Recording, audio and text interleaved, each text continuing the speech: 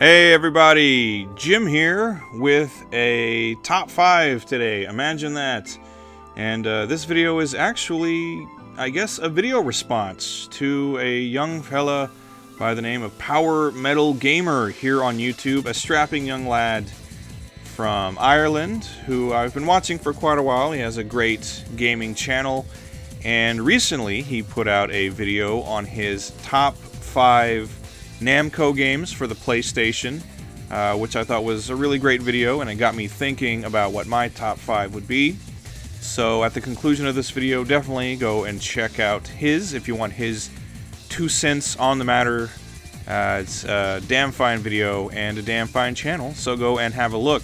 But definitely got me thinking because Namco games on the PlayStation, it's, I don't know, like for me, like Namco, there's like 80s Namco with all of their just like classic arcade games. Then there's like the 16-bit generation where I know they were still publishing games, but it's hard for me to think of like great Namco games in that span of time. And then you get to like the mid-90s, and then all of a sudden you're hit with, you know, Tekken and Soul Blade, and you're hit with Ridge Racer and Time Crisis and all this other stuff. So it seems like they had a quiet period, and then just they started releasing all this great stuff at us. So yeah, this top 5 Namco games for the PlayStation, tough list to put together, but I went ahead and did my best, so check it out. Number 5, I decided to go with Soul Edge, or Soul Blade, which is a fantastic 3D fighter. At the time, I was really kind of just getting into 3D fighters, so games like Tekken, I played some Virtua Fighter 2, and in particular, I had also played on the PlayStation quite a bit of Battle Arena Toshinden and Star Gladiator, so I had a taste for 3D weapons fighters at the time.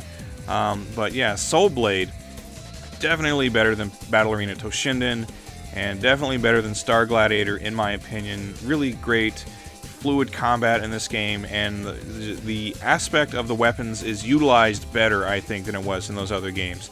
Not to mention that there's this huge variety of weapons. Each character has some different weapons. The characters themselves are great, but then there's sort of like the story mode where you can play through it with the characters and get all these different kinds of weapons for them that have all these different stats. Definitely not something I was used to at the time from my fighting games, having so much depth and all these different options available to you. Plus the graphics were great. That opening cutscene, that was a big deal at the time. PS1 days, a game had to have a really kick-ass opening cutscene to really suck you in. This game definitely did. So just a huge variety of characters, huge variety of weapons, great gameplay, great graphics, great sound design. Definitely Soul Blade, Soul Edge. It's an absolute classic on the PS1, and my number 5 spot for the top 5 Namco games on the PlayStation. For number 4, I decided to go with Tales of Destiny, and this game it has a special place in my heart because at this time I had only really just gotten into JRPGs on the SNES. So I had played Final Fantasy III, Chrono Trigger, and Final Fantasy VII I was playing at the time on the PlayStation, so I had gotten my feet wet with the Square RPGs, but everything I had played was turn-based. This was the first ever action RPG I ever played, and so that was like perfect for me as someone just getting into RPGs, but someone who really enjoyed more arcade-style games. I was more into like beat-em-ups and action titles and things like that, so having an action RPG where I still had, you know, I could manage my party and like all these weapons and items I could acquire and magic, all this other stuff, a huge story, all these characters and everything to interact with, all the things you want from a really good JRPG. But when it comes to the combat, I can just run up and start slashing, hacking away at enemies, and, you know, pulling off magic attacks and special moves and things like that. So like for me, it was like the perfect RPG at the time I was playing, and I was like, wow, this is like, I like those other games I've been playing, but this is really pulling me in. So it made me a big fan of action RPGs at the time. And then after this, I would go on to play Star Ocean, Second Story, and Legend of Mana, 2 of my other absolute favorite RPGs on the PlayStation. A couple of my favorite games on the PlayStation, period. So this game, it had all that, had all these, you know, this great story, these great characters, Again, a killer opening cutscene. I was just getting into anime at the time as well, or was, getting more interested in anime. So when I could see these cool anime cutscenes and character designs, it really just made it that much better for me. So great characters and character designs, sound design was great, and just the gameplay was outstanding. And after this, I played a whole lot more Tales games, a whole lot more action RPGs, but this is the one that got me into the genre and really helped make me more of a fan of RPGs in general. So Tales of Destiny, this one's an absolute classic. For number 3, I decided to go with one of my favorite racing games of all time, and that's R4 Ridge Racer Type 4. This is a game where the demo really hooked me in. I believe I had played a PlayStation Underground demo of this game, and I was like, wow, this is like so different from the previous Ridge Racer games. Because I had played Ridge Racer and Ridge Racer Revolution and Rage Racer, and they were all really good, but at the time, like, there were better racing games coming out. And when I played the demo for R4, I almost thought, I was like, is this like even a Ridge Racer game? Like, this feels really different, just in the terms of the visuals and the sound design, and that demo really sold me on it. When I played the game, I was like, okay, this is great. This is kind of like my perfect balance of a racing game.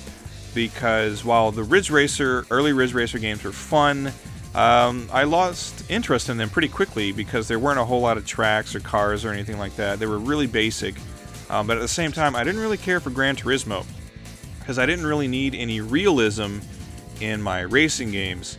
But I did like that it had all these different cars and everything, so all these customization options. That was really cool. So R4 for me was like my perfect balance for a racing game where the gameplay was still very arcade style, very Ridge Racer, which I like. I like my racing games to have more simple gameplay, but still there were lots of different tracks, and there were lots of different cars and upgrades for the cars and all that kinds of stuff, and even like this kind of like loose story mode, which I thought was pretty cool.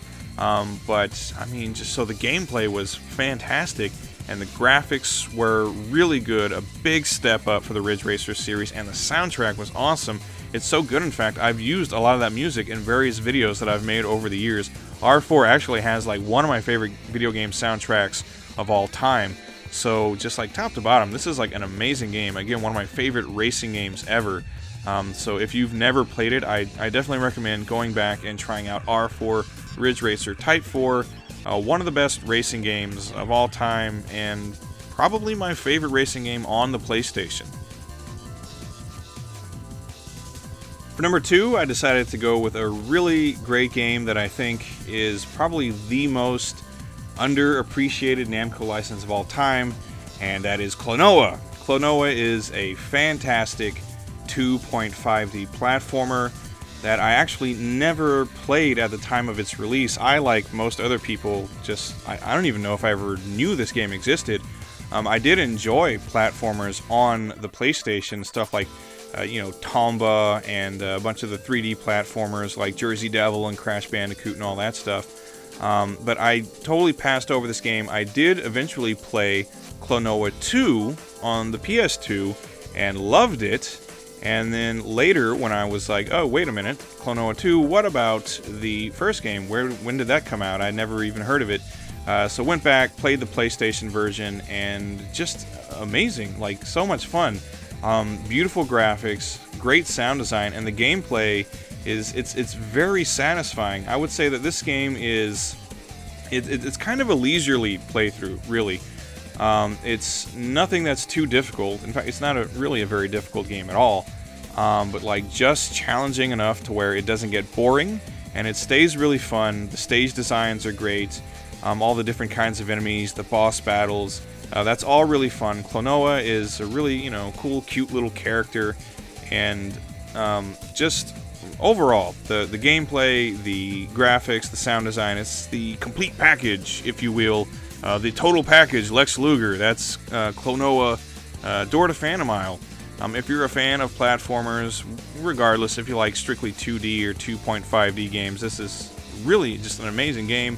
Every stage has like lots of stuff to collect, and lots of different kinds of enemies, and like I say, lots of boss battles and stuff. And it starts out really easy, and then the difficulty does go up over time, but it never becomes like really all that difficult. It's never frustrating. It's kind of just a fun, leisurely playthrough. And between this and the second game, I think this is sort of an underappreciated series from Namco, but just in general, really. I think more people should be aware of and play Klonoa, and then I would love to see another Klonoa game. I think the last time I saw Klonoa in anything was in like Namco Cross Capcom for the PS2. I mean, he might have appeared in other things, I'm not sure. But Klonoa on the PS1, fantastic game. As far as 2.5D platformers go on the PS1, like this and Pandemonium are like the two best. They're fantastic. So I love this game. And if you haven't played it yet, I think you would love it too. Check out Klonoa on the PlayStation. For my number one pick, this should be fairly obvious, but it is Tekken 3. This game was a game that pretty much never left my PlayStation for a very long time, and this is like one of those earlier games, well, not earlier, but I would say one of those games that made me really competitive when it came to fighting games. This was something that me and my friends, we would have like all-night tournaments just playing Tekken 3, just like until the sun came up. Just absolutely addicted to this game at the time. I had played Tekken and Tekken 2, loved both of those games. They're both amazing. But Tekken 3 was just like, you know, a beast of a game. There were so many characters. I mean, you had a good roster to begin with, but then there were a ton of characters to unlock. And the Tekken Force mode and the volleyball thing, those were all like cool little additions. But just each character had a huge move list, and so picking the one that you really liked and perfecting them as much as possible. And then again, those all-night Tekken 3 tournaments is just like something that I'll never be able to forget. The characters, most of them are awesome. They're some kind of throwaway characters for me at least that I don't really care for. But the roster has just like a ton of like fantastic characters in it that just carried on and on and on and on throughout the series. As you know, I remain a huge Tekken fan to this day. But this Tekken 3, it kind of like solidified me as like a lifelong like dedicated to Tekken, right? Tekken 2 and Tekken, I had always kind of like saw those as like maybe kind of comparable to like Virtua Fighter. Like I wasn't a huge 3D fighting fan yet, but Tekken 3 really sealed the deal for me. It made me love 3D fighters almost as much as I love 2D fighters. So yeah, huge roster of characters, just amazing, fun gameplay for the time, ahead of its time, I would say. And graphics, awesome. That intro cutscene, again, you have to have a killer intro cutscene. This one had it. One of the cooler cutscenes of the entire generation, honestly. It's like, it's cool. It introduces all the characters perfectly. The music is really cool. There's lots of action, and yeah, just it's perfect for getting you hyped to play this game. So amazing roster of characters, super fun gameplay, outstanding graphics for the time, just really great, and a really, really great soundtrack. Like I love going back to this game these days and playing it and just hearing all that music again and just being like, you know, so nostalgic for this game. It's amazing. So Tekken 3, my number one Namco game released for the PlayStation. So there you go. Those are my top 5 Namco games on the PS1. I hope you enjoyed. Let me know down in the comments what your favorite Namco games are on the PS1 or just in general. Whatever you like from Namco, go ahead and let me know, because, you know, they're one of those classic gaming companies that just has this massive library of games and characters, and I just can't get enough. And so if any of these games on my list you haven't played, I recommend go and play them. Check them out. They're all amazing games. And go and check out Power Metal Gamer's video on his top 5 Namco games for the PS1. I'm sure you will enjoy it, and let him know Jim sent you. And anyway, until next time, everyone, I hope you enjoyed watching as much as I enjoyed making it. And I will see you then. Take care. Goodbye.